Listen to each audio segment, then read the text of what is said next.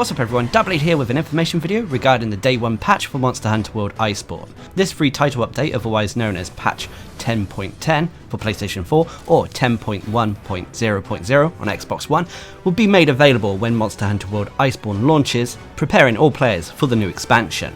Now during Gamescom, Capcom recently came out and gave us some information regarding what is going to be included in the patch.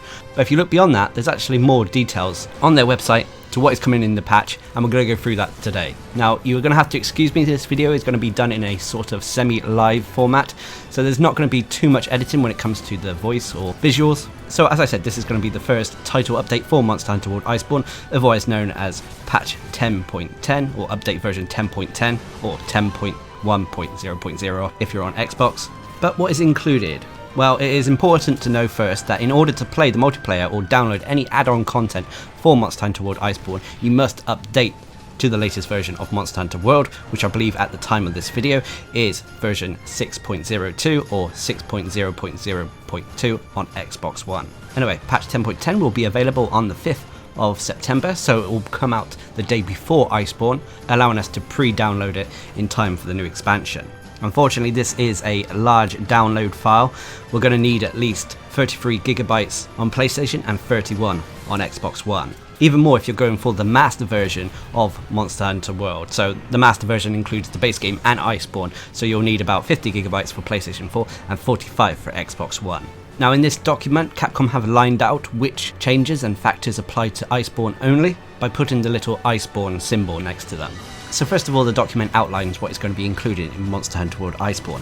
First, in terms of new story progression, they've added a new story that starts after the ending of Monster Hunter World. So this is a direct continuation of our Hunter's story in the new world. They've also added Master Rank, which we already know about. A new headquarters and gathering hub has been added. New locales and endemic life have also been added in line with the new story. New monsters have been added, again, which are in line with the new story. And new weapons, armor and skills have been added. It also goes on to outline the Guardian armor set and items. These are available by talking to your room service Palico. These effective items will help players advance through the beginning of the game, allowing for players who haven't got to the point where they can access Monster Hunter World Iceborne, so Hunter Rank 16 basically have finished the main story. This armor set allows them to catch up quite quickly. Anyway, the document then outlines new actions. This is to do with the Clutch Claw and new moves. So they've added the Clutch Claw, new moves and combos have been added to all the weapons in the game. This is for Iceborne only, so if you only own Monster Hunter World, you don't get access to the new moves or the Clutch Claw. All weapons can now fire their slinger while the weapon is unsheathed. New training area features have been added. They've increased the Palico levels and gadget proficiency, making them even more stronger, probably to allow them to be useful on Master Rank. And now, Tail Raiders can be mounted after establishing a good relation with the various Linian tribes, and these mounted monsters will automatically move to areas when directed via our journal map. So most of this information we knew already and have even experienced during the Monster Hunter World Iceborne beta. The document then goes on to outline new system features. This talks about view mode, basically the mode that allows players to take screenshots. View mode can be accessed from the start menu under the system submenu. It's good that this is actually available to everyone in Monster Hunter World. This is not just restricted to players who own Iceborne. They've also added new character parts for our character customization, so new beards, hairstyles, so on and so forth. This part is only available to players who own Monster Hunter World Iceborne. Next, character creation now features numerical values for your characters. So if you were to create someone famous, you could put up the numerical values and share them with other players who want to make their own version of this famous person or character or such. Next, and for Iceborne only, your room in Celiana can now be redecorated. This has obviously been featured in many trailers and presentations showing that we can decorate our rooms. Next, the radial menu can now be used while in base for things such as gestures, poses and stickers and such. A nice little quality of life thing to help us interact with other players, especially if mics are not being used. Next, they've added HUD display options. This I've already covered when we were talking about new additions to the beta. This allows you to basically customize your heads up display. Next, they've added new emblem designs for the squad emblem, as well as the ability to re-edit already designed emblems. Also in regards to squads, they've added a sub-leader, so you can give the responsibilities that leaders have to other members of your squad if the leader isn't always there. A new squad card feature has also been added. A squad card is similar to a guild card, but can only be given out by the squad leader or sub-leaders. Players who accept a squad card can use this to send their request to join that said squad. And finally, in regards to new system features, they've added the Palico Edit voucher that can be purchased from various stores, allowing you to change the appearance of your Palico, pretty similar to the standard customization vouchers. Anyway, let's move on to the next subsection, which was major changes. Major changes include buffs and nerfs to various skills, gear, and more. First of all, the Temporal Mantle. The effects have been changed and adjusted. When they say this, it means that the Temporal Mantle, basically it will last longer than it currently does. However, if you should get hit and the effects of the Temporal Mantle kick in, so you use the Temporal Mantle to automatically dodge an incoming hit, that overall time will be reduced each time that automatic dodge is activated. So a nerf and a buff, depending how you look at it. Also, some skill effects have been fixed, as well as some weapon effects have been fixed.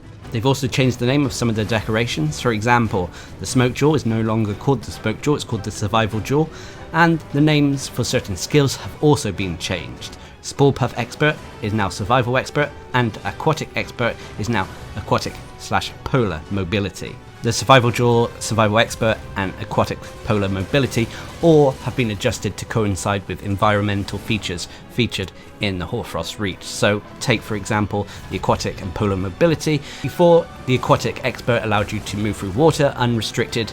As it is now, with the Polar Mobility, it's water and deep snow. And with the Survival Expert, it applies to not only Spore Puffs, but also Fall Puffs. Next, they've added the 2-player difficulty to the multiplayer. So instead of having solo or multiplayer difficulty, we now have a third option, an in-between option for players who like to play in pairs. So when going on a quest, with just 2 players, the difficulty will be adjusted. Next, and for Iceborne only, they've added extra slots for item loadouts. Personally, I'm pleased to hear this, but for all Monster Hunter World players, they've added extra slots for the equipment boxes and equipment loadouts, so you can have more builds saved. Next, they've added extra slots for your wishlist at the blacksmith, so you can keep track of the materials needed to craft whatever weapon or armor you desire.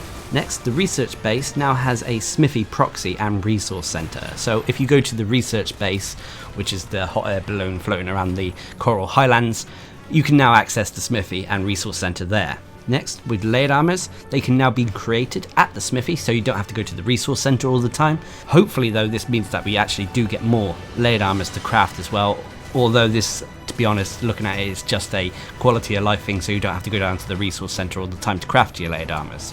Anyway, some rules for the display colors of character names have been changed. Before, there was a bug, I believe, that sometimes your player's name would show up in a different color. This is now adjusted. And now endemic life appear in various sizes, so you can have large and small gold crowns with the endemic life, which is going to be great for some players, a huge annoyance for others. But anyway, let's move on to the next section, which was player actions. These are changes to how our hunters move, operate, as well as changes to weapons and such. So first of all, with common actions. While aiming the slinger with your weapon drawn, you cannot change which monster you are targeting with the R3 button and target camera, which makes sense as you're using the same buttons to do multiple things. Next, you cannot pick up items, stones, etc. whilst you're aiming your slinger. Also, auto lock-on still activates while aiming the slinger even with no ammo loaded. This is because it needs to allow you to still perform clutch claw attacks and moves. Next, when clinging to a wall, pressing the circle button with no slinger ammo allows you to jump, but you can no longer do this jump if you are aiming with your slinger. Next, the animation for picking up small tracks can be cancelled sooner. Next, in some buffs to skills, depending on the skill, the maximum scaling for elemental and abnormal statuses values has been changed. This is all to do with the buffs revolving around elemental weapons and ailment weapons. So, the maximum scaling for elemental damage has been reworked. A weapon's base elemental value no longer starts low and quickly reaches its maximum value. Next, the mounted knife attack has been increased, thus decreasing the time until a successful knockdown, so a buff for players who like to mount their monsters. Next, with the wedge beetles. The wedge beetles cannot be used if a monster is in line of sight. Next, when a hunter is knocked back and your weapon is sheathed, holding down the R2 button or RT button will allow you to perform a guard when using the greatsword, sword and shield, lance or gun lance. I must confess, it's surprising that the charge blade is also not included in this, but it could be a typo, something they've overlooked. or it actually doesn't apply to that weapon. Next, they fixed an issue where button input was incorrectly recognised upon cancelling slinger aim when pressing a button after the slinger shot was fired and the slinger was still being aimed, so a little bit of delay in animation there causing problems. Next, they addressed an issue where invincibility incorrectly ran out upon rising and moving after rising from a small knockback or large knockback. Next, the slinger reload animation has been tweaked so the reload occurs faster. Basically, we can reload our slinger faster. Next, with the flash pods fire faster, but the effective range of the flash blast is a lot smaller. So a nerf in a way to the flash pods, you've got to be more accurate when using them. And next, for Iceborne only, evading after certain moves has been changed so that you can now climb small ledges if you evade towards them. And finally, certain actions for all weapons will no longer be performed when holding down the aim button.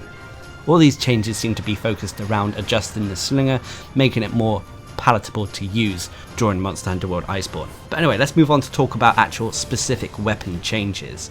Now there's quite a few of them here, as you can see. I don't believe every weapon is included here, but there is a lot of them. Anyway, let's get into it. First of all, the greatsword. First of all, the charge/attack power and elemental scaling have been improved, while new combo additions have been added to the weapon. Next, with the charge/2, the elemental and element scaling has been slightly improved. With the charge/3, the attack power of this attack has been increased, as well as the elemental and element scaling slightly improved.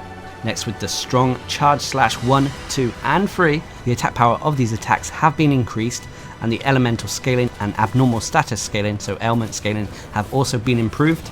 With the true charge/1 and 2, the attack power has been decreased, as well as the part damage, and the elemental and element scaling have both been improved. And with the true charge/3, the part damage has been decreased, but the elemental scaling has been increased. Next, moving on to talk about the strong wide slashes. These have had their elemental and element scalings improved, and when it comes to the leaping wide slashes, the attack power for these attacks have been increased, as well as the elemental and element scaling. But moving on to the airborne moves for the greatsword, the jumping slashes, they've had their attack power decreased, and the higher charges, so jumping slash 2 and 3, they've had their elemental scaling and element scaling decreased. Next, moving on to the slide-in attacks, the elemental and element scaling for these moves have both been improved, and when it comes to the mounted attacks, whether you're going for attack 1, 2 or 3, the attack power has been increased, as well as the elemental and element scaling improved. This is regardless of if you're going for the body, head or tail. So as you can see, there's been lots of nerfs and buffs to the greatsword. In all honesty, most of these are buffs to the elemental and element values of a greatsword, because Capcom are trying to make elemental and element builds far more viable in Monster Hunter World Iceborne. Thus, they're generally decreasing the raw attack value of most weapons and moves across the board, but increasing the elemental and element capabilities. They've also, in terms of the greatsword, seemed to want to deter people from using the aerial greatsword style of playing. Whether it's going to be completely nerfed into the ground and unviable, we'll have to wait and see. But anyway, let's move on to the changes for the next weapon, which is for the longsword. The longsword's only had a few changes here. Basically, the natural recovery of the spirit gauge is slightly shorter. When using Foresight Slash, if you cannot use the spirit gauge, the critical eye effect will not activate, and also attack hitboxes and attack power for this move have both been decreased. Next, they fixed an issue where the Spirit Round Slash would deal damage of the aura level above its current level. Next, they fixed an issue where the Spirit Blade would be performed instead of a Foresight Slash when pressing the R2 and X button, so RT and A if you're on Xbox, together from an overhead slash. Next, the attack power of the first hit of the Spirit Slash 3 has been decreased, and finally the attack power of the fourth hit from the Spirit Storm when done to a monster's head has also been decreased. So as you can see, the longsword has received mostly nerfs, unfortunately, nerfing many aspects of the weapon. However, when you consider the new moves and the new mechanics that the longsword has received, the playstyle for the longsword overall is going to be changed completely, making these nerfs maybe not as bad as they seem. But we'll have to wait to see, as always. Anyway, let's move on to the next weapon, which is the sword and shield.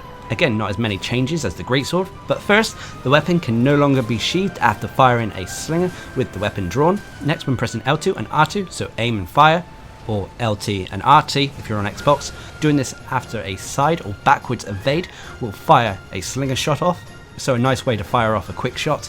Next, the timing of the thrust after a return stroke, left, right or behind the player, this attack has been adjusted. Next, the animation for when trying to fire the slinger with no ammo can now be cancelled with an evade, which is nice to know. They also fixed an issue where the player would guard instead of sheathing their weapon due to an R1 or R2 or RB or RT if you're on Xbox input being left in the button buffer after repeatedly firing your slinger. And lastly, they fixed an issue where sharpness would be erroneously used on the first shield attack of the backstep into charged attack.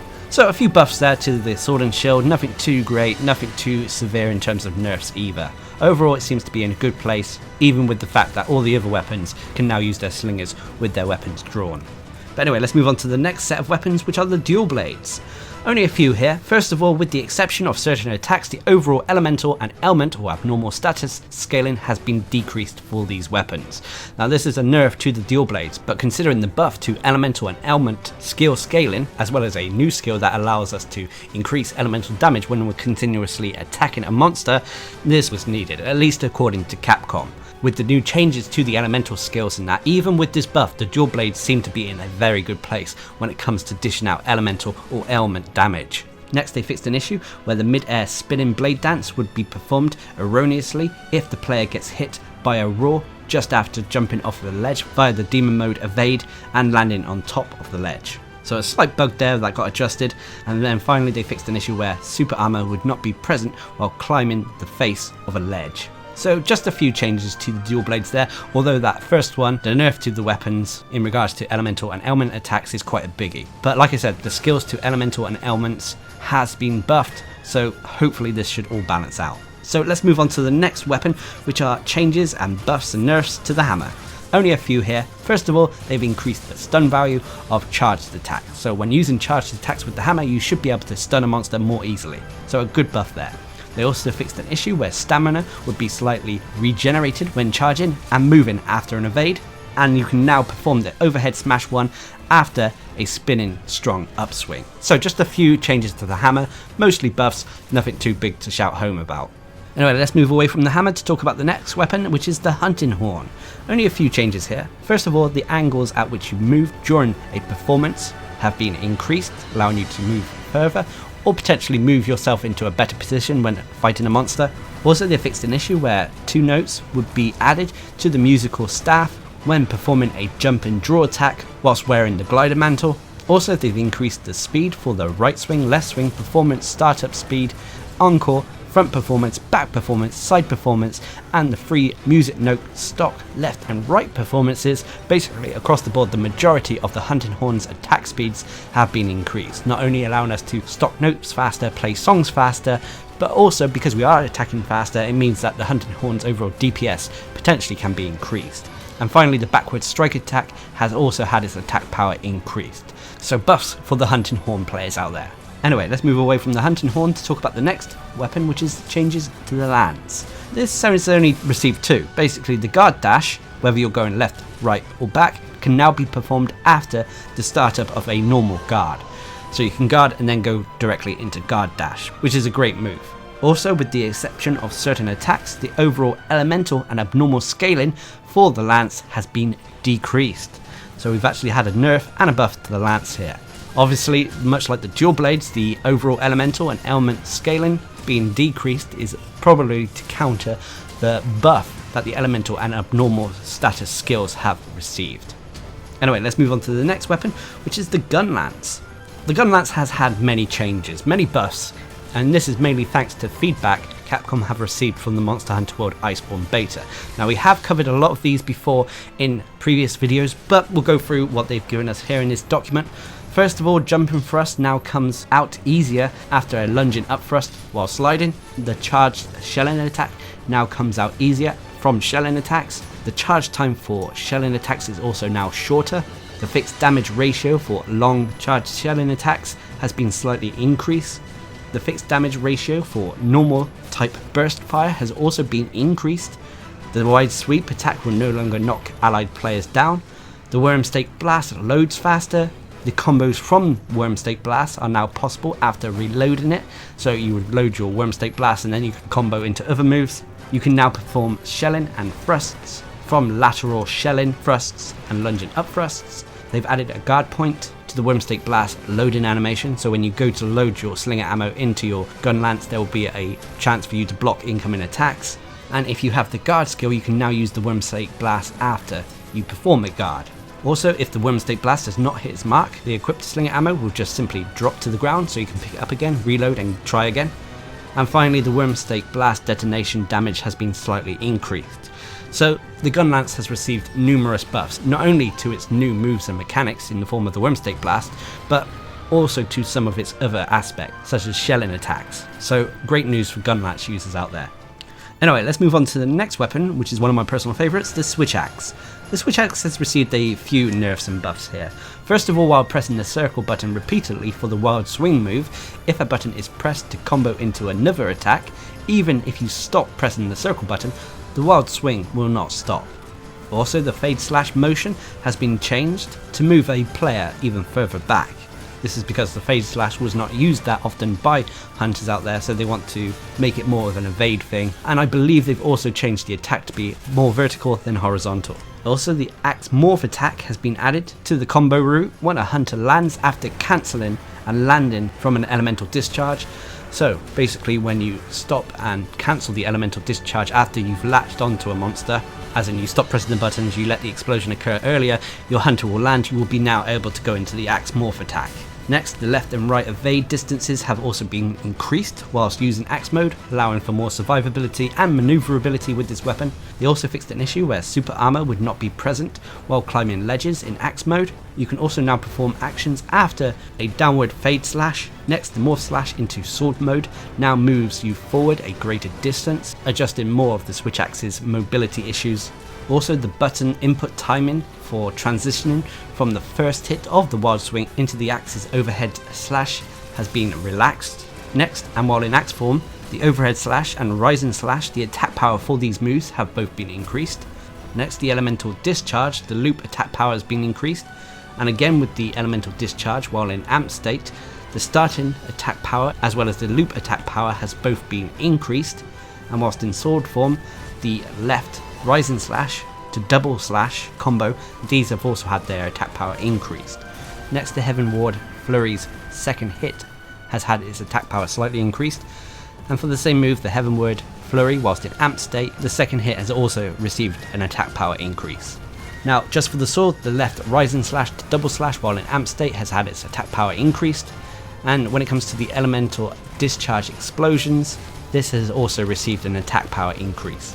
The elemental damage has also been increased when using elemental files, and the explosion damage from the element discharge finisher has also been increased. Lastly, the wild swing's elemental and abnormal statuses scaling has been slightly decreased.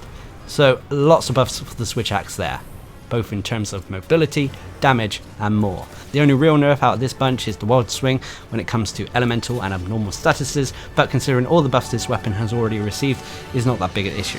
Anyway, let's move on to the next weapon, which is the Darcblade. Again, unfortunately a weapon that has seen many changes. Basically, Capcom have buffed a lot of aspects to do with the Darcblade, whilst nerfing what is the most overused aspect currently in the Monster Hunter World meta, the super amped elemental discharge. So first, the super amped element discharge, element files now spread less and hit closer together. So this will allow you to be more accurate when using this. Next, charging files in sword mode will now match the animation. The timing of the charge blades reverting back into sword mode after a super amped elemental discharge now also matches the animation. Next, the timing of files being used during a super amped element discharge now also matches its animation. So as you can see, a few animation fixes here.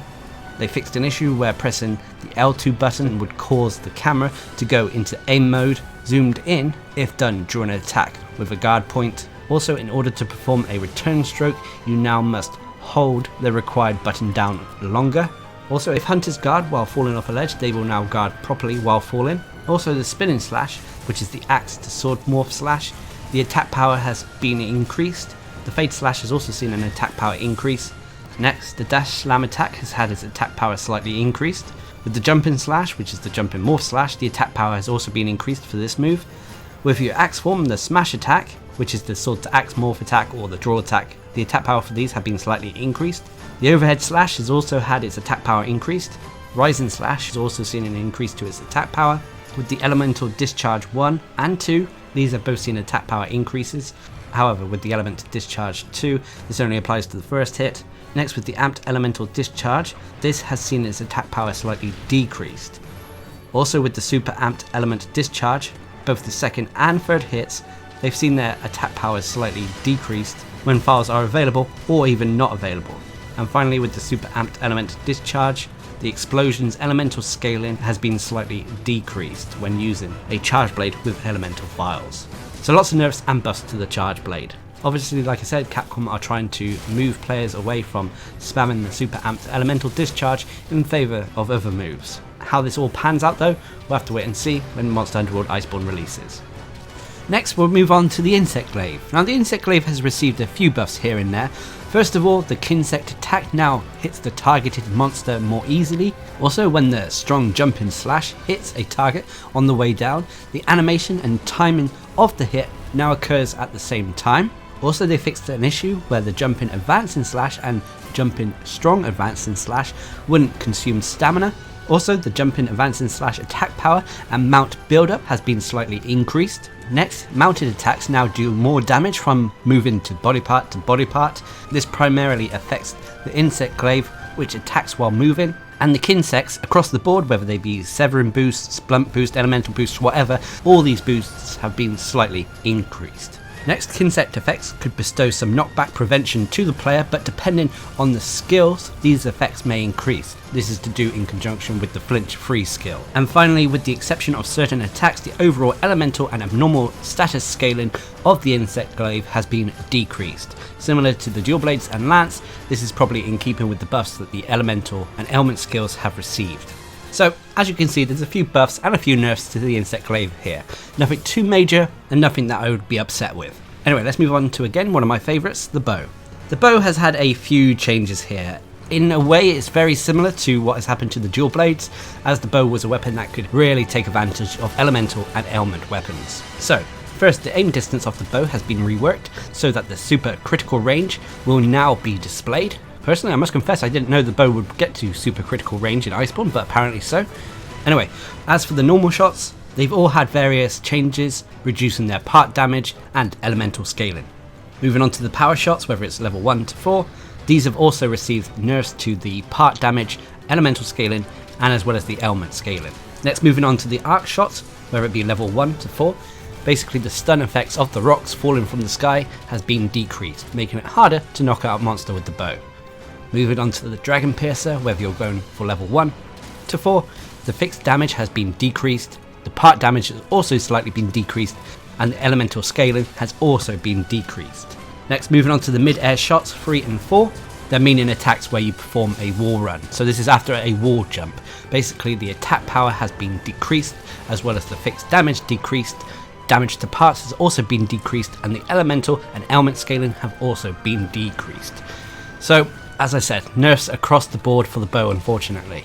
I'm a little bit worried, being as the bow is one of my favourite weapons, but hopefully with the buffs to the elemental skills and that, these nerfs shouldn't matter too much. I hope. Anyway, let's move on to the last set of weapons, which are the light and heavy bowgun. The changes to these weapons have been bundled together, given their similarities. First of all, they've adjusted the cluster bomb behaviour. After you fire a cluster bomb, it can no longer be detonated on the way up. It will only detonate when it begins its descent. Before, when you fired a cluster bomb, as it goes up, if it should be interrupted by something, so a monster's wing or such, it would split and detonate then. It will now only split and start detonating when it starts its descent. Also, the aim distance has been reworked so that the super critical range will now be displayed. The spread ammunition vertical firing range has been expanded, making spread ammo a little bit easier to use when tackling tall monsters. They also fixed an issue where spread ammunition 1 would gain piercing and other properties, so a nerf there. They also fixed an issue where piercing shots would be fired in a direction different from where you're aiming. I always thought this was down to high deviation, but a fix there nonetheless.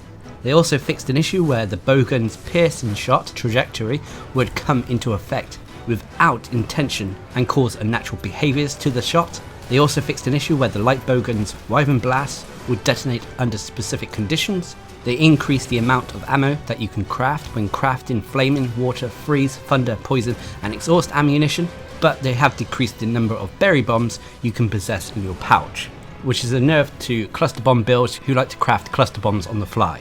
Anyway, next, normal ammunition free, pierce ammunition free. Both of these have received attack power increases. With cluster bombs 1, 2 and 3, the explosion attack power has been slightly decreased, as well as the part damage. With the wyvern ammunition, the attack power has been increased for this.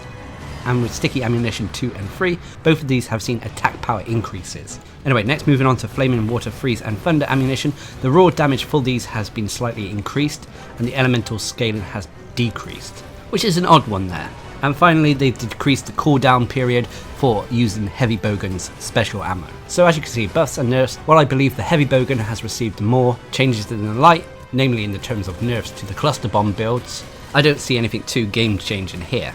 But anyway, let's move on to the next section, which is talking about skill adjustments and changes. This is changes and adjustments made to the various skills that are found on our armor and some weaponry. So first of all, in Iceborne, in addition to new skills, existing skills have had an increase to their level cap, meaning that most skills can go above what the current max level is. Existing skills have also had their effects changed. For example, poison resistance. Previously the skill shortened the time you took poison damage, but it now extends the intervals between when you receive that said poison damage. So it's basically reducing the amount of poison ticks we get when we're inflicted with the ailment. Anyway, with stun resistance, this has been buffed to reduce the stun duration even further. With hunger resistance, the time before the stamina cap reduction has been increased to a potential 100% at level 2. With Iron Skin, they've reduced the defense down status even further. Blight resistance has also received a buff in that it reduces all elemental blights even further. With Entomologist, when slaying small insects, it will become even easier to carve materials from these monsters. With Tool Specialist, they've reduced the cooldown on tools even further. And with the Stealth skill, it makes it even more likely for the monster to lose sight of the player. With Dung Master, the skill makes it even more likely that the monster will leave the area after being hit by a dung pod. The Blindsider skill, the effective range of your flash attacks has been increased. With Affinity Sliding, the increase to your affinity activates sooner, and the duration of this has been increased. So great news for hammer and dual blade users there. Next, the skill Poison Duration Up. The poison duration has been increased even further, making the ailment last longer. With the Airborne skill, the jumping attacks have received an attack power increase. So I do wonder if this, combined with the nerfs that the Greatsword had in terms of the aerial Greatsword builds, if the buffs to the Airborne really counter this or not. We'll have to wait and see when Iceborne comes out. Next, with Item Prolonger, even more items are now affected by this skill, such as Demon Powder, Hard Shell Powder, Hot Drinks and Cool Drinks. We'll have to wait till Iceborne releases for the full list. Anyway, with Critical Status, normally the Zora Magdaros set bonus, or found on some Shah weapons. When a critical hit occurs with the Greatsword, Hammer, Hunting Horn or Heavy Bowgun, the ailment effects, the abnormal status effects scaling is improved even further. And with the Critical Element skill, which is normally found on the Rathalos set bonus, Azure Starlord set bonus, and certain Shah weapons, when a critical hit occurs, the elemental scaling has been improved even further, making both of these critical skills even better than they were. Next, with the non-elemental boost, the maximum increase to your attack power has been lowered when using this skill, making non-elemental builds maybe a little bit less viable than they were.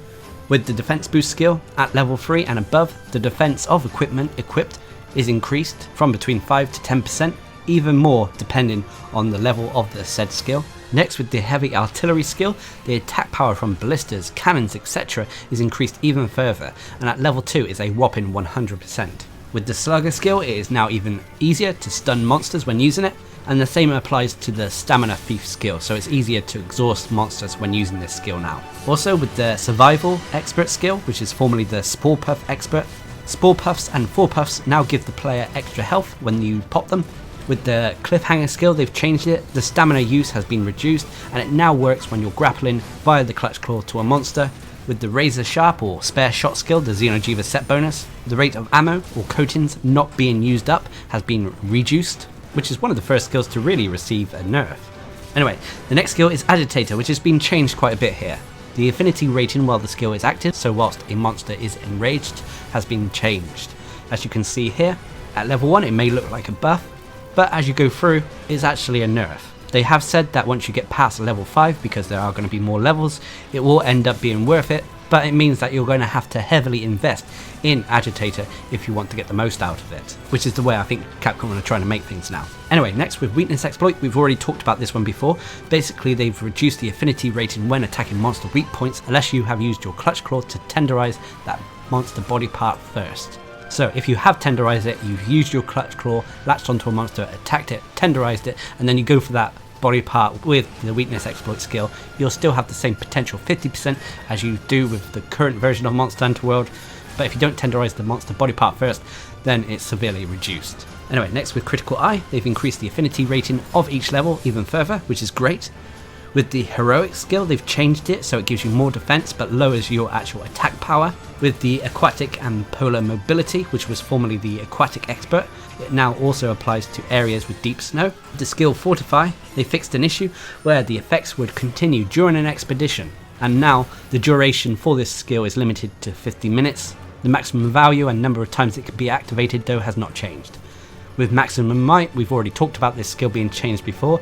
This skill now activates when stamina is at maximum for several seconds, not as soon as it gets to maximum unless you invest heavily into the skill. And if the stamina is used, the effects continue at least for a few seconds afterwards until you refill your stamina bar and wait for it to kick in again. Next with Flinch Free and the Insect Glaive, when free extracts have been gathered by your Kinsect, the knockback duration is improved even further. And finally, with the Protective Polish skill, they have added a flickering effect to the icon to notify you when the Protective Polish is about to expire over your sharpness gauge. So as you can see, loads of changes, buffs and nerfs across all various skills in Monster Hunter World Iceborne. There are some here that are really welcomed, some that I am a bit skeptical about, but as with everything new, we have to see how it plays when Monster Hunter World Iceborne releases. But anyway, let's move on to the bug fixes related to skills. Only one here. They fixed an issue where certain skills would deactivate when switching equipment with skills activated whilst in a tent. Moving on to changes with the mantles, only a few here. First with the Temporal Mantle, I mentioned this at the start of the video. Basically the active duration of the Temporal Mantle will be reduced with each use. Before the update, the active duration was 90 seconds and the cooldown was 300, but after the update, the active duration is 120 seconds with a cooldown of 300 seconds, and 20 seconds are taken off that time every time you use the Temporal Mantle to dodge an attack. So it rewards players who don't get hit, but punishes those who do when they're using this powerful mantle. Anyway, they've reduced the cooldown of the Glider Mantle. Before it was 210 seconds, the cooldown is now just 120 seconds. The Assassin's Hood has also been nerfed. It now causes monsters to flinch from a mid-air attack whilst in stealth mode instead of knocking them down. And finally with the mantles, they've adjusted it so minuscule amounts of damage will no longer completely remove a mantle, as is the case with the Challenger Mantle. So that's about it for the changes with the mantles. In all honesty, I understand the changes behind the Temporal Mantle, which seems to have received the biggest change with Monster Hunter World Iceborne. But anyway, let's move on to the next section, which are for items. Only a few here. First of all, Null Berries can now remove Blast Blight. They also fixed an issue where Dash Juice would cause sleep accumulation to be reset to 0. They also fixed an issue concerning the duration time until the stamina cap is reduced when eating a well done steak after fainting. And finally, jaw names have been changed in accordance with their skills, so the Smoke Jaw has been replaced by the Survival Jaw. So there we have it, that's the changes for the items. Let's move on to the next section, which are food skills. Only one here. They fixed an issue with the Feline Riser so that the invulnerability time will properly activate. Next, moving on to talk about Palicos. With the Palicos, we already talked a bit about them at the start of the video. First of all, for Iceborne only, the maximum level cap has been raised from 30 to 50. Next, and for Iceborne only again, the gadget proficiency level cap has been raised from 10 to 15. And also for Iceborne, the Tail Raider Unity level cap has been raised from 5 to 10. But for all players of Monster Hunter World, Palicos will now perform the same gesture as the player when at a table. So potential buffs to our Palicos there, making them stronger and making them hopefully usable at Master rank. Anyway, let's move on to changes with the camera. Only two here. First of all, when the focus camera is being used, guarding will no longer follow the monster. And next, lock on and targeting cancelling, as well as switching targets, can no longer be performed with the R3 button while you are taking aim with your slinger with your weapon drawn. So a few changes there. Next, moving on to abnormal statuses. First of all, the health gauge is always displayed when afflicted with the bleeding effect. Next, the health gauge will also be displayed when afflicted with the effluvium ailment. Next, stun accumulation goes down a lot faster. Next, they fixed an issue where the timer would reset and the player would be afflicted with defense down L when already afflicted with the defense down S. And finally, they fixed an issue where the timer would reset and the player would be afflicted with the blight resistance down L when already afflicted with the blight resistance down S. So that's about it for the skill adjustments and changes. Let's move on to talk about the quest and monster adjustments. Now, only two subheadings here. First of all, the quest adjustments. Track gathering volume has been adjusted for low and high rank game progression. Also, when accidentally dropping into an area other than the camp when the quest starts, the player will end up either in an area with good gathering points or in the same area as the monster they are hunting. Anyway, next, after completing an optional quest, you can now set your return destination in the options. Also, new acknowledgements have been added to the hunter highlights that appear after completing the quest. These acknowledgements may feature the same person in multiple categories. And finally, a new feature has been added to summarize the hunter's highlights, which are all welcome changes in my opinion. As for monster adjustments, a few here. First of all, when the player is a certain distance away, attacks from outside the area may not inflict damage. Next, monster breath attacks will no longer trigger certain interactables such as vitalities or spore puffs, basically interactables that the hunter would use against the monster. Also, when near death, monsters will no longer go to sleep in their nests if the player is present in that nest. They'll still run away, but they just won't go to sleep. Players will have to go away, wait for them to go to sleep, and then start planting their bombs. Next, monsters with friendly relations, so Rathalos and Rathian for example, will no longer flinch when hit by each other's attacks. They also fixed an issue where the abnormal status effects would accumulate even when already afflicted with that set status. Next, quest difficulty will now scale in real time according to the number of players on a quest. Monsters will also go into rage mode less easily during low rank and high rank quests. Also, guard directional hitboxes of certain attacks that are difficult to block have been adjusted so that players will not be hit by unintended attacks. Also, certain attacks of Teostra will now do slightly less stun damage. Certain attacks of Kirin will also now do slightly less damage. Next, the frequency of how often monsters' partners will call for each other's help has been reduced. So basically, say Rathian and Rathalos again, the amount of times they will call each other for help has been overall reduced. Next, they tweaked the effect length of monster roars and tremors on players. Also, regular attacks will no longer leave wound marks on monsters, as the clutch claw attacks will now do that for when a monster part has been tenderized. Also, when a monster calls for its partner's help, the corresponding monster, so say Rathalos and Rathian again, the responding monster's roar can now be heard in the distance, which I actually find quite a cool feature. Anyway, next, monster dung will be generated from locations between monsters' legs. You can whack the poopers.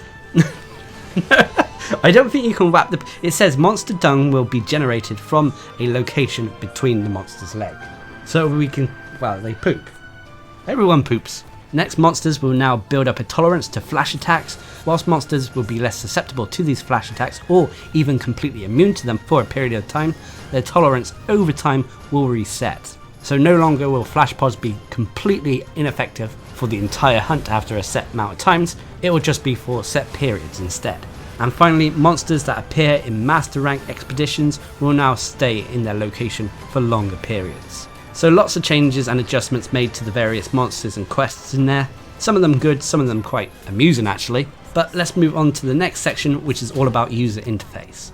First of all, in terms of options. First of all, the default return destination after a quest can now be changed. Also, the health and stamina gauges can now be set to display at all times instead of fading in and out. Also, they've added an on-off HUD customization option.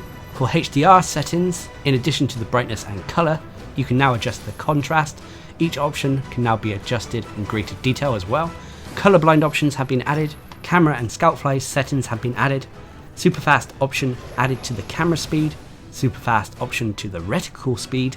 There has been an additional controller type 4 setting added to the control settings. Players now have an option to display their silhouette so they can see their hunter even when a monster is between them and the camera.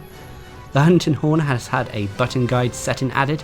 There's an option to toggle character names. And finally, they've added trajectory reticle controls to the options. As for the chat, shoutout, sticker, gesture and poses, only a few changes here. First of all, the chat window size, font size, weapon icon and text color display rules have all been added. The filter feature has been updated. Next, new shoutout features have been added. as well as an auto-translate feature that has been added to the automatic shoutouts. There is a custom shoutout space added, as well as new stickers, new gestures, and set poses and pose sets have also been added. So that's it for the chat window, shoutout, stickers, gestures, and poses. Let's move on to the custom radial menu. Now there's only a few here. First of all, they've added an option for linking the custom radial menu to item loadouts, which is a great new addition. They've also added custom radial menus for use within the headquarters, and they've added a craft all option to the custom radial menu as well. So great buffs to the custom radial menu. For me personally, being able to link the custom radial menu to certain item loadouts is going to save a lot of time, and on top of that, being able to craft more than just one power coating at a time is going to be great. Anyway, next we'll move on to view mode. Only one here, they've added view mode, which we've already talked about here and in multiple other videos. Basically, it's like a photo shoot mode. As for other and miscellaneous additions, the randomized setting is now available for when you're creating your hunter and palico. You can also now see all settings when creating your hunter and palico. They've added luminescence to hunter makeup settings. Pages have been added to the quest reward screen. There's now a take all option added to the quest reward screen. The display rules for player name colors have changed. Story summaries added to the load screens so you can catch up on whatever part of the story you're in. Large monsters, small monsters, and endemic life are separately categorized in the monster field guide. Sound options have been added upon booting up the game for the first time. Also, the sharpness gauge now shows how much sharpness is extended by the handicraft skill if you're using it. Also, the game will no longer save when you exit to the title screen via the options if you haven't changed anything in game. And then finally, and for Iceborne only, options have been added to the shortcut menu to accept all guild cards and items from other players.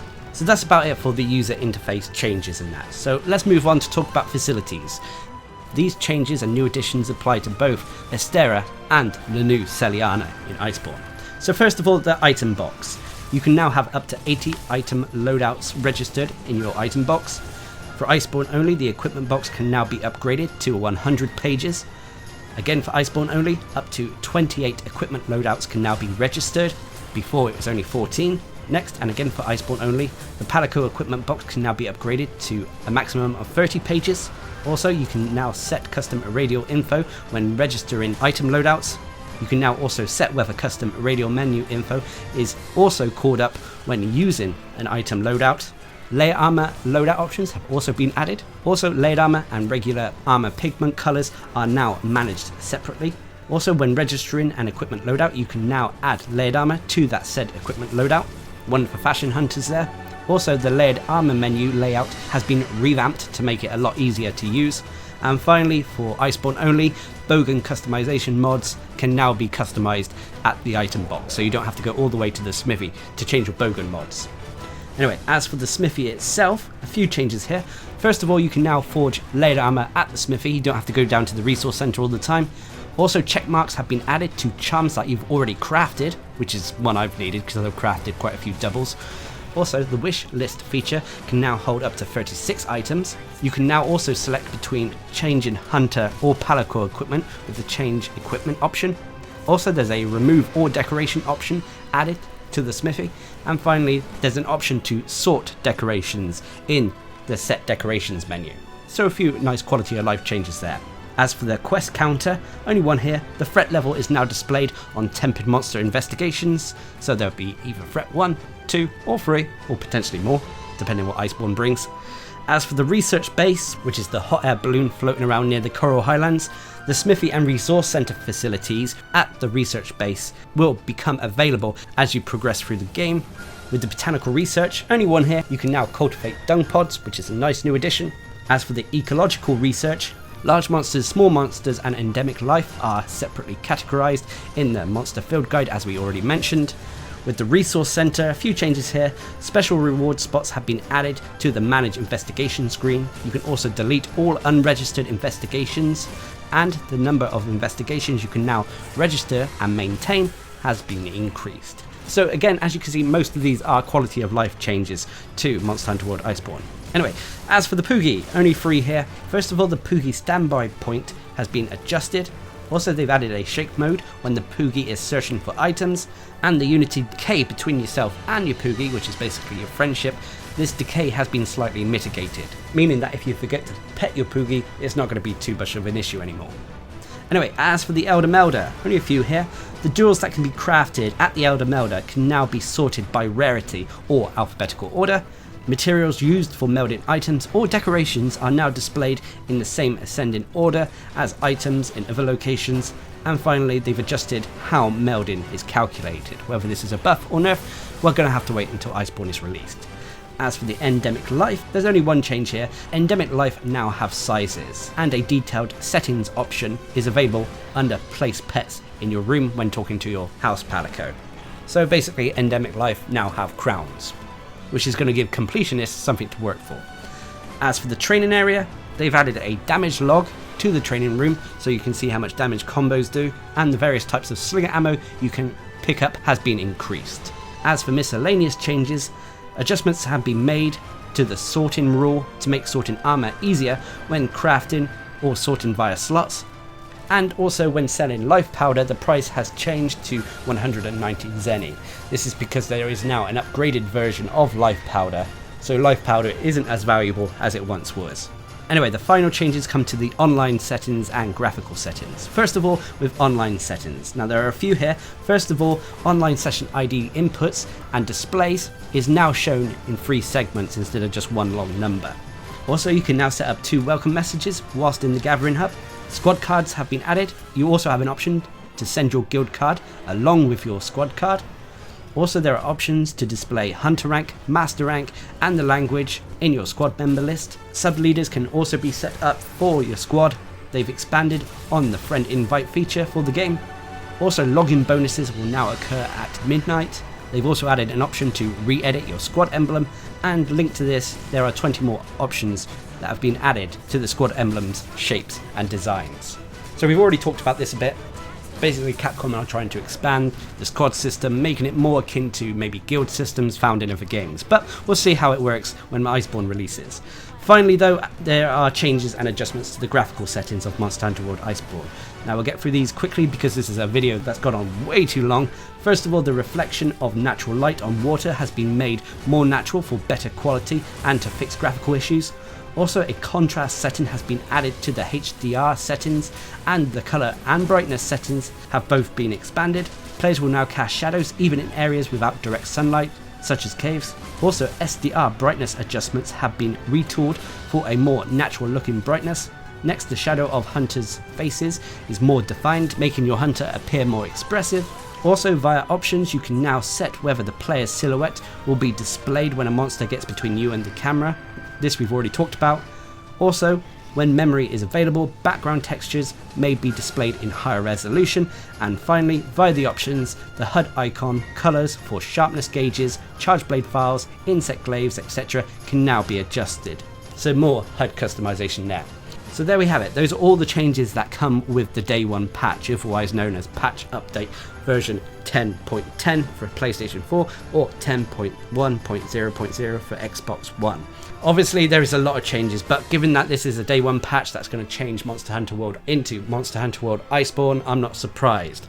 Hopefully though, some of these nerfs aren't too serious, given that certain other aspects have been buffed, but as always we're going to have to wait and see when Iceborne launches on September the 6th. But what are your thoughts? Are there any changes that stand out for you? Leave a comment down below. And until next time, I've been Darcblade, bringing you an information video going over the day 1 patch for Monster Hunter World Iceborne. Hope you enjoyed the video, thanks for watching, subscribe and like for more.